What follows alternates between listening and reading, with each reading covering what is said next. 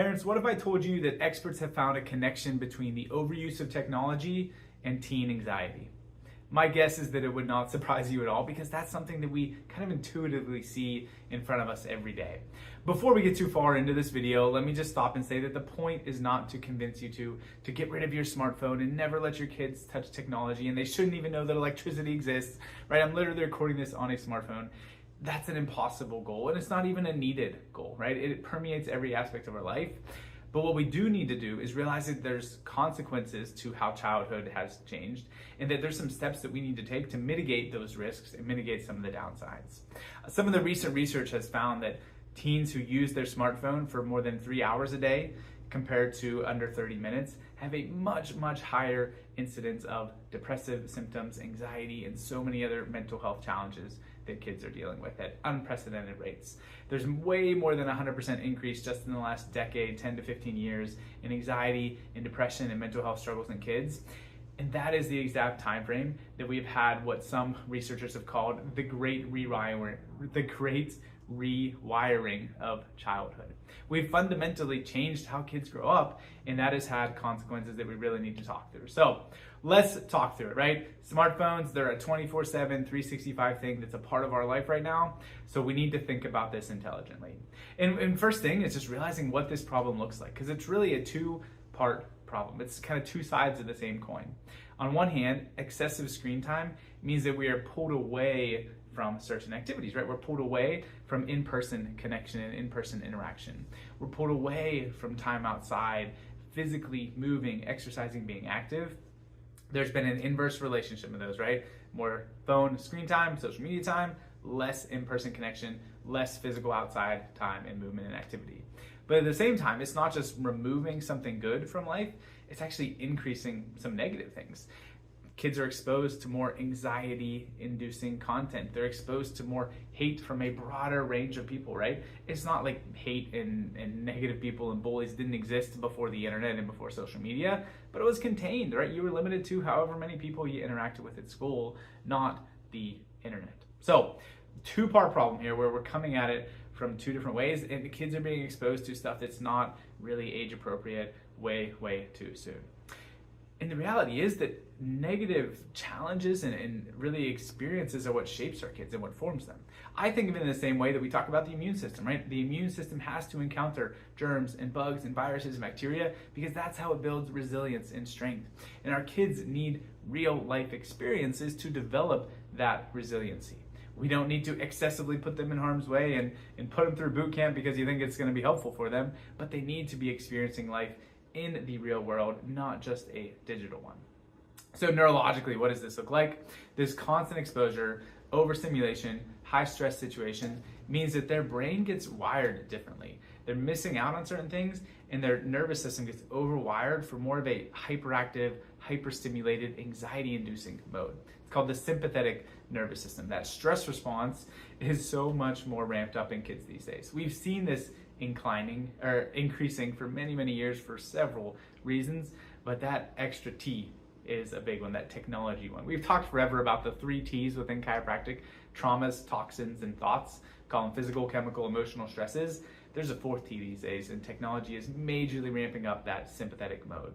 And at the same time, it's understimulating the calming, relaxing, sleep-inducing parts of the nervous system, right?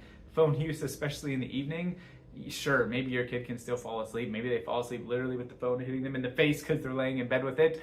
Hopefully not. That is messing up their deeper qualities of sleep. Specifically, REM sleep, exposure to light late in the evenings, is going to affect REM sleep in a negative way. REM sleep is basically your body's internal counseling. It's your internal mental health protocols. It's the way your brain processes and filters memories and emotions. And when we are out on a screen late at night, that REM sleep decreases, which means we're not able to adapt and handle those same stressors in the same way. So, man, what are some practical tips? I am not going to pretend to have all the answers on this. My oldest kiddo out of our 4 is 7 and a half. Those halves matter when you're at that age. And so there's a lot to this that we're still facing as parents and unpacking, but some general guidelines that have been recommended across the board and really have a lot of wisdom behind them would be trying to avoid a smartphone entirely or that access to the internet until maybe around 14, right? Don't have a phone in your kid's hands until that age. avoiding social media use, maybe a couple years later till 16, where they have more of a firm foundation in who they are. They've been able to be established and firmly rooted with how you've parented and how you've supported and created that secure attachment and bond up until then. There's times where you want to have access, you want to be able to reach your kids before then, right? If they're doing sleepovers, they're doing sports, there's options for that. There's dumb phones, as people might call them. There's phones without access to the internet. There's Apple Watches and things that can make calls, that can send texts, that can do that to their friends, to you, to whoever you allow, without giving that unfiltered access to the internet. Parental controls, making sure you have access to anything that's going on. These stories happen so way more frequently than you'd realize. Even just this week, I heard a story of a local kid who doesn't even have a phone themselves, but through a tablet, through a phone for their parents, they were entered into this conversation with someone online, and they had gone missing for several days now. And I can't imagine anything more crushing and heartbreaking as a parent than something like that happening. So this is worth caring about. And listen, if you feel like your kids are past the point where that sympathetic fight or flight anxiety induction is so locked in, it's the only thing that they know, you probably need more help than just pulling back on the screens. You probably need some other drug-free care options to calm that stress response, pump the brakes, so to speak, fight against that gas pedal response, and bring better balance back into their nervous system. That is 100% what we are all about at Thrive.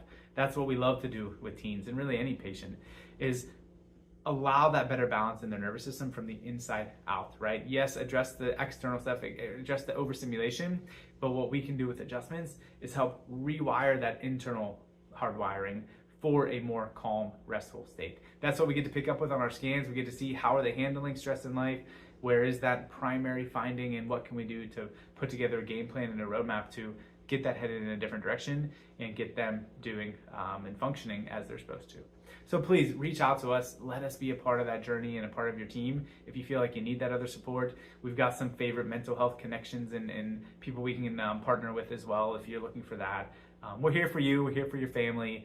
This is an important topic. It's one worth having conversations with as a family, worth putting energy and time into, because we got to make sure that our kids are safe, make sure that they're not dealing with this great rewiring of childhood, and make sure that their foundation is in the best footing going forward for development. Hope this helps, guys. Send us any questions or thoughts, and I hope you have a great rest of the day.